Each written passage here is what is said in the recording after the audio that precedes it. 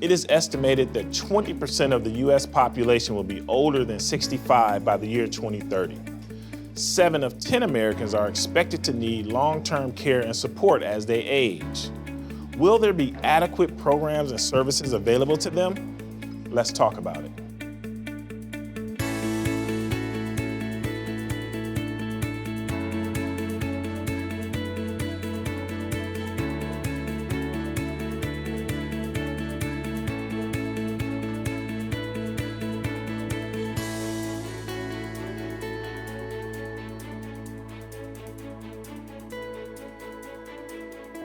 Welcome to My Healthy Mind. I'm Michael Hunter. And I'm Elizabeth Atkins. Each week on My Healthy Mind, we invite guests to talk about mental health and other issues that people are often reluctant to talk about in public. Our guests include mental health advocates and experts in the field, along with people who have triumphed over difficult issues. Today, we're talking about seniors and their needs as they age, including access to affordable services for long-term care. Congresswoman Debbie Dingell, Michigan's 12th District in Washington, D.C., will join us to talk about her advocacy and legislation to help seniors and those with disabilities receive the care that they need. And Bob Brown, Executive Director of the Senior Alliance, which is a private nonprofit serving 34 communities in southern and western Wayne County, is also joining us. He'll talk about the services that his agency provides to seniors and adults with disabilities. And don't miss our guest, Royal Theus. Royal had to become the primary caregiver to his mom 10 years ago when he was only 25 years old and his younger brother was still in college. And that's only the first part of their story. There's a lot more, so please join us after the break.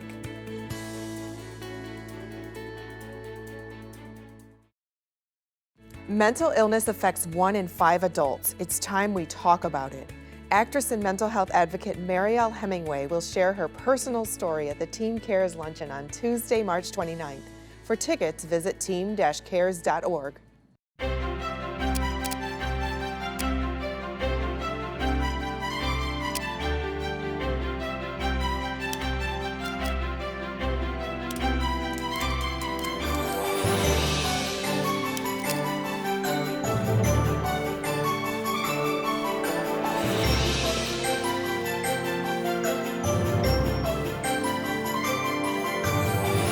Magformers. Each set sold separately, batteries not included. Stress, depression, and severe mental illness can happen to anyone. Team Mental Health Services has been helping those struggling with these conditions in southeastern Michigan. Within 24 hours of reaching out to our team, members receive psychiatric evaluations and begin the necessary treatment for recovery. Towards the 6th court date, I finally stood up and said, I can handle this process the rest of the way.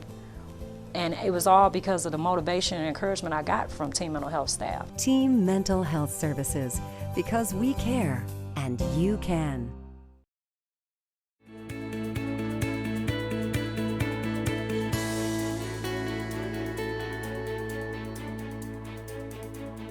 Welcome back to My Healthy Mind. We're very honored to have Congresswoman Debbie Dingell join us today.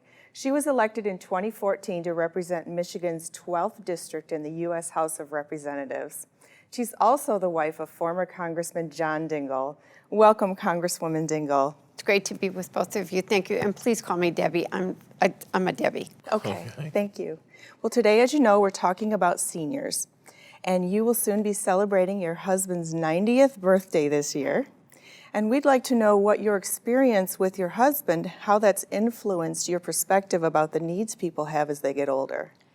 I know that I'm very lucky. We've had a love affair, been married for 35 years, but there is an obvious age difference. And we're very fortunate that until about the last year and a half, he was healthy. But when he became sick about a year and a half ago, I really realized how many problems there were in the system of trying to get the appropriate help that you need, that long-term care is broken in this country. How do you get physical therapy? How do you find access to the health care that you need? And then when you start to take so many pills, how do you balance it? And that anybody older has to have an advocate. And so which group of seniors do you think are most at risk for not receiving those kinds of services? One of the things that I'm very worried about is long-term care in this country. I think that we should have a target of trying to let people age in place, to stay in the community and stay here in their homes. But that means we as communities have to develop ourselves as support networks for people that are getting older. And a lot of people weren't able to afford long-term care. It's very expensive. It's almost frightening when you're looking for someone to be in the home. Medicaid covers for lower income people will cover long-term care. Well, it's not even the right word. Long-term care will provide care for a short period of time during the acute stage, about 90 days. So a lot of people are at risk as to what's going to happen to them. So knowing all of this, what initiatives have you proposed in Congress to help people with this issue? Well, there are a lot of different issues here. One of the things that I learned, and I just happened every time I go to the doctor, I ask questions and learn new things. I learned that hearing aids weren't covered by Medicare. Think about what it's like to be older and to not hear, and how that cuts you off or isolates you. So the first bill that I introduced in the Congress was to have Medicare cover hearing aids. And so after I introduced the bill, the first studies indicated that more than 70% of the people that need a hearing aid over the age of 65 don't get them. Now, there are different reasons. One is affordability. There are a lot of different reasons. And we need to now get the metrics, and there are studies that have now begun. Johns Hopkins is one of the institutions doing them, that will actually measure the investment early in a hearing aids and what it may save in the longer term. So for instance, we are learning, and doctors have observed, that if someone can't hear, dementia starts earlier. What happens when someone's socially isolated? So that's one of the bills, but we've got the Older Americans bill, which many know because of Meals on Wheels, which for many seniors is the only contact, or is it's a way that they eat, and we make sure that they're eating well. But the person that delivers the Meals on Wheels is someone who's touching base with that person. It's social contact. It's someone that's making sure somebody's okay. We haven't renewed that bill. That's got to be a priority. And longer term, we've got to start the discussion on long-term care in this country. With 10,000 people turning 65 every day in a country that's not prepared to deal with it, it's going to take a while, but we've got to start to talk about what we're going to do. Mm-hmm. It also becomes a mental health issue. Absolutely. You mentioned dementia from not being able to hear, but it can cause depression. I think one of the things that I've saw it in my own husband, was when he went from, this was a really vigorous man, all of a sudden wasn't as vigorous as he once was, wasn't able to go hunting, wasn't able to run the way that he had used to, needed people to help him every now and then. He was depressed, and I wasn't afraid to talk about that depression. I said to the doctor, we've got to deal with it. We need to take the stigma away from mental health issues. When someone has a major life-changing event in their life, it does impact them. We do need to talk about depression. And the socialization process, giving each other support, is a very important way, just a normal part of life when someone's having a hard time or needs a helping hand. Debbie, we are so grateful that you're here to talk about this and bring it out into the open and shine a light on these issues. Thank you. Thank you for doing all that you do. And we need to talk about this because we're only going to bring about change when we build that network, that grassroots coalition. Yes, thank you. Thank you. Thanks for having me. When we return after a short break, we'll talk with Bob Brown, Executive Director of the Senior Alliance, which provides services to seniors in southern and western Wayne County. We'll be right back.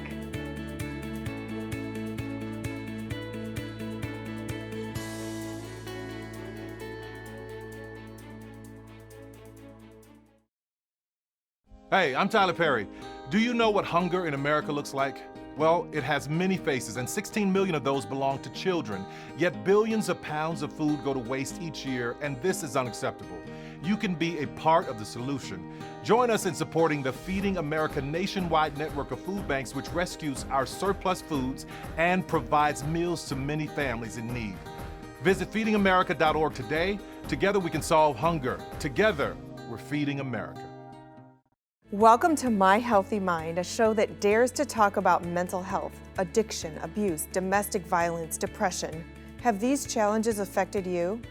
Watch My Healthy Mind every Sunday at noon on TV 20. Let's talk about it. Wow, these are really good. You act surprised.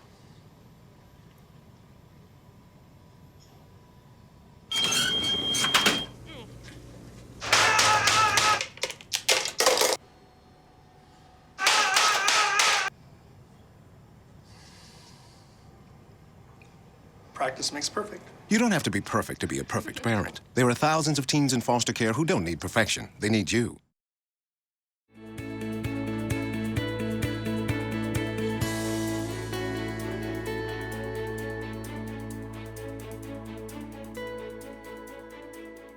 Welcome back to My Healthy Mind. We're here with Bob Brown, Executive Director of the Senior Alliance. Bob, we just talked with Congresswoman Debbie Dingell, and she talked about seniors, and you're here from the Senior Alliance to share some of the services that you provide. Can you tell us about those? Well, at first I'd like to say I just get so excited when you hear the Congresswoman talk about these issues and that. And some of the services that we do are care transitions and information. And the Congresswoman talked about that, being a caregiver. The information and how to get the information, especially for the caregivers involved. Sometimes they're out there, they're lost. And, you know, it goes back to that depression too, that, you know, it's not only the client that you have to service, you have to service the caregiver also. And then again, my agency is best known for one of its most famous services. And it's very important, especially for a healthy mind, to keep nutrition up. So we are a very large Meal on Wheels program. So we deliver meals and try to help seniors stay in their home. And that's the overall mission. We want to help folks stay in their homes instead of institutions. The care transition from the hospital to the home, how does that work? What does that Well, involve? there again, you know, it's one thing to take care of people in their homes where they're already established in homes.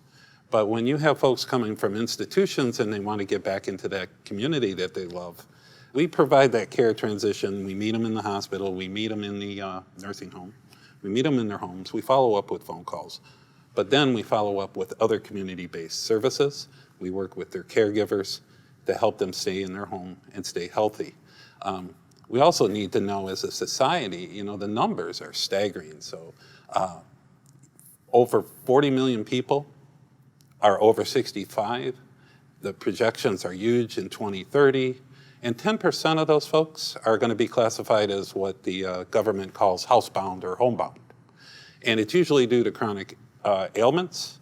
You're going to find out about 40% of them that are classified in there. One of their chronic conditions is depression or a mental illness such as dementia or Alzheimer's. When you say they're stuck in their homes, is that in contrast to being able to go out to the community? Like they can't get out at all? You're saying so their ailment keeps them home? They have barriers to getting outside of the home.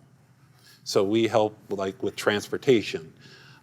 If they want to go to a community center, you need to make and break down those barriers so they can achieve that goal. And it goes back to what does that person want to do? And they want to socialize. Just like you and I.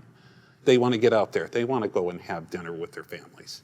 And we've learned that the drivers for Meals on Wheels are doing much more than just delivering a meal. They're also providing human contact, socialization. Can you tell us about that process? Do they come in and sit down and have a cup of coffee, or how does that work? Most of our drivers are of the similar demographics to the clients that they're serving, so they understand what those clients are going through. And they are also aware of some of the issues that those clients. And so there are eyes and ears out in the community, and we appreciate their efforts every day. And again, you know, they're giving their most valuable asset to us, and that's time. And time is part of their life. So knowing all of this, what is the most important information that you do provide to people? Information. Information. And about any subject for caregivers or clients, but one of the ones that we're really proud of is our Medicare, Medicaid Advantage Assistant Program. And that's where we train volunteers in a 6-week program to help you navigate Medicare and Medicaid. And that also includes Medicare Advantage programs. Part A, hospitalization basically. Part B, your doctor services and things like that. But then there's Part D, and that's the most important. And that's the medication, your prescription, and that. And that's another service we're starting to get into and we're finding in homes is medication reconciliation. So that's one of the big causes of people going back into hospitals or nursing homes is not getting their medication right. Bob, thank you so much for being with us today.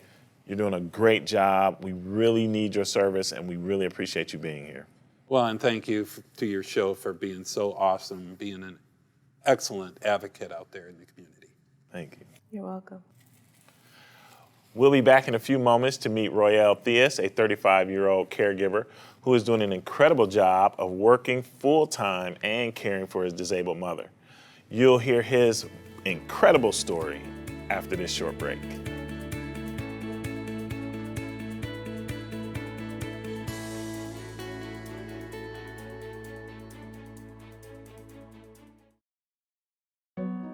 They said a bottle was just a bottle.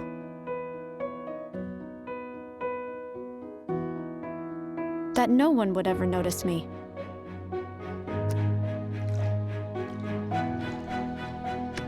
But I knew I could be more. That one day, I would make people smile.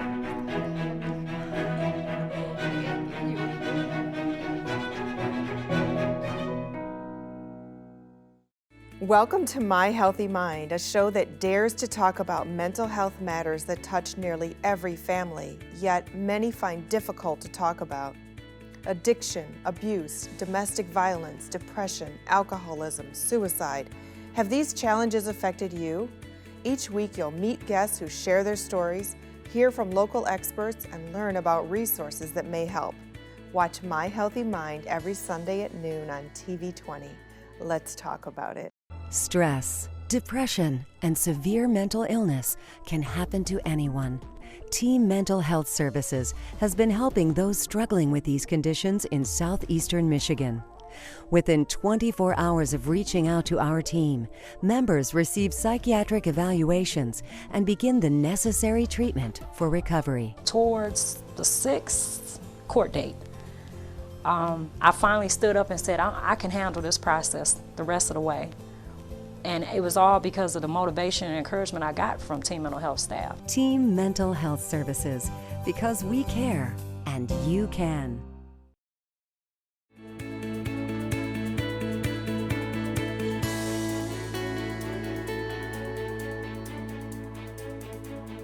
Welcome back to My Healthy Mind. Earlier in our program, we talked with Congresswoman Debbie Dingell, who represents Michigan's 12th District in Congress and is working for an affordable solution for long-term care for seniors. We also talked with Bob Brown, Executive Director of the Senior Alliance. His agency provides much-needed services to seniors and caregivers in Wayne County. Now, we're pleased to welcome Royale Theus, a caregiver who has had 10 years' experience taking care of his mother. Royale, welcome to My Healthy Mind. Hi, thank you. Welcome. You're a pretty young man to already be taking care of aging parents, so why don't you tell us what happened? My mother, at age 57, experienced an auto collision, headed to church early one morning. She was knocked unconscious. She was in the hospital after accident for about a week and a half. During this time, I had just turned 25, and my brother, 5 years my junior, was away at college. So a lot of the responsibility of checking on her and making sure she got to her doctor's appointments was left on me. She was living by herself at the time of her accident, and I would check on her, but I would notice things that were abnormal, food not being taken out of the refrigerator, bills not being paid, personal care not being upkept. In the midst of all of that, I took over her financial obligations. I was responsible for becoming her guardian and power of attorney because she had started losing a little bit of her cognition 6 to 8 months after. So by a year after, I moved her in with me to a home that we have now in Redford. Wow, Royale, I have an 18-year-old son, and I just can't imagine at such a young age having to take on all of that responsibility. Tell us how you did that. I don't know. In hindsight, it was hard. It was very overwhelming at first. I had to navigate, health systems that I had never experienced before: Medicaid, Medicare, disability, the DHS office, going into banks and trying to do things on her behalf without having the documentation prior to getting it. It was a struggle, and just waiting on the phone could, be very overwhelming, trying to get appointments for her and things like that. But I made it through. I had a great support system. Family and friends always came over to help me when need be. So. And did you have any agencies or community support?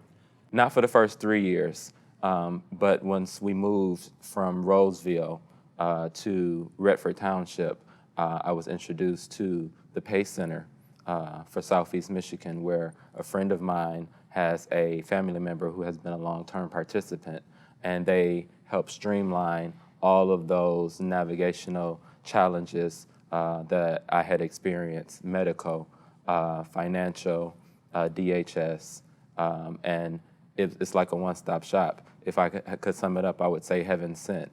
Their care plan model is very integrated, so everything is right there.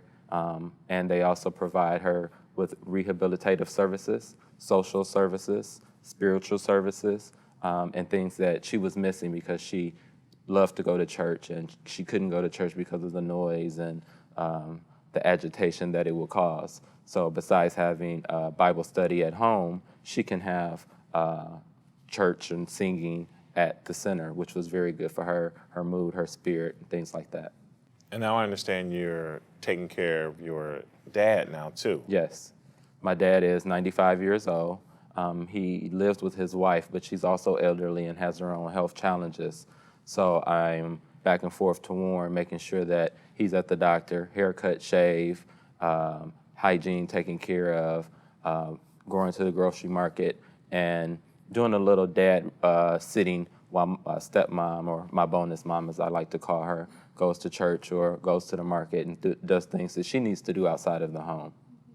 So you're taking care of your mother, you're taking care of your father, you're taking care of your son, you have a full-time job. How do you take care of Royale?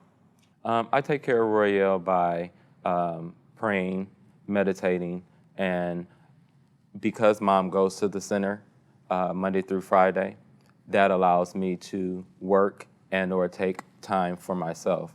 I know when she's at the center, she's safe, she is active, and I can be at ease. So those are ways that I take care of myself. And now you are writing or want to write a book. Correct, on caregiving, the how-to, and provide and offer some tips that have helped me because, again, I didn't go to school for this or I didn't, plan to become caregiver, but I have a lot of experience in doing it, and I enjoy doing it, and I would like to share my experiences with others in hopes that it will help them as well. It will, by chronicling your story and how you've triumphed over a very difficult situation, and secondly, providing that how-to that could help a lot of people in a book. So tell us, what are 3 points you would share with our viewers about how to deal with a situation like this from the beginning?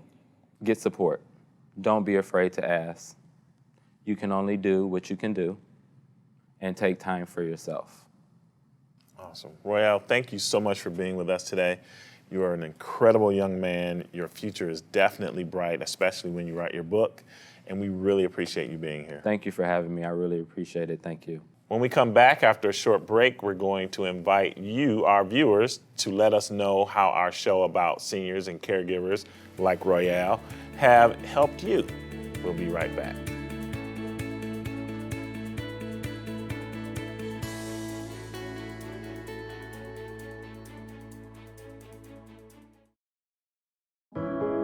Taking care of a family member can lead to plenty of questions.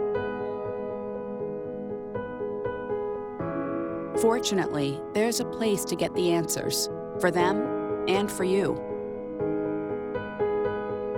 Find articles, tips, and tools from experts and others who have been in your place. the Caregiving Resource Center at aarp.org/caregiving. Mental illness affects 1 in 5 adults. It's time we talk about it. One of the most famous legacies of suicide and mental illness is the Hemingway family. Join us Tuesday, March 29th for the Teen Cares Luncheon, when actress and mental health advocate Marielle Hemingway will share her personal struggles and triumphs. For tickets and information, call 734-667-4425 or visit us at teen-cares.org.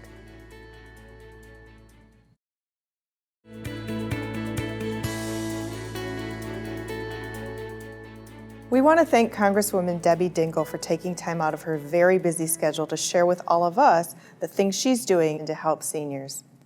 We also want to thank Bob Brown of the Senior Alliance for informing us of the many programs that they have to help seniors. And Royale Theus was a wonderful guest to talk about how he's taking care of his elderly parents and all the services that he's utilizing to do so. Michael, what struck you most about our show today? I think I was moved today by the presence of Debbie Dingell talking about seniors and getting to understand that something as simple as I need a hearing aid, yes, for her to take that cause and to be so committed to it, it just moves me because she knows firsthand and she's saying that she understands that it's important to us as well. Yes. Then when you have Senior Alliance saying that we are trying to emulate some of those programs that Debbie has mentioned, it just makes the picture sort of complete. And I just really appreciated that today. And what about you? I was really struck by Royale Theus because I have an 18-year-old son, and I cannot imagine him being shouldered with the responsibility of taking care of me if something like that were to occur. And I just admire Royale Theus's maturity, responsibility, commitment, devotion to his family, and that he took this on without question, and that he navigated legalities and bureaucracies in order to make it happen, and that he finally connected with PACE Southeast Michigan that has really eased his life by providing wonderful services that his mother needs. As we think about caregiving for our aging population in the U.S., people like Royale are the poster child for what we should aspire to be. So I really appreciate him today as well. Absolutely, yes. Before we close today, we want to remind you that no topics about mental health and wellness are off limits on our show. What do you want us to talk about? Contact us and let us know. Be sure to visit us on Facebook and Twitter and email us at our website, myhealthymind.com. There you'll also find helpful resources, including those mentioned on today's show. When you contact us, rest assured that we keep your information private. We can't wait to hear from you. Thank you again for joining us today, and we'll see you next week.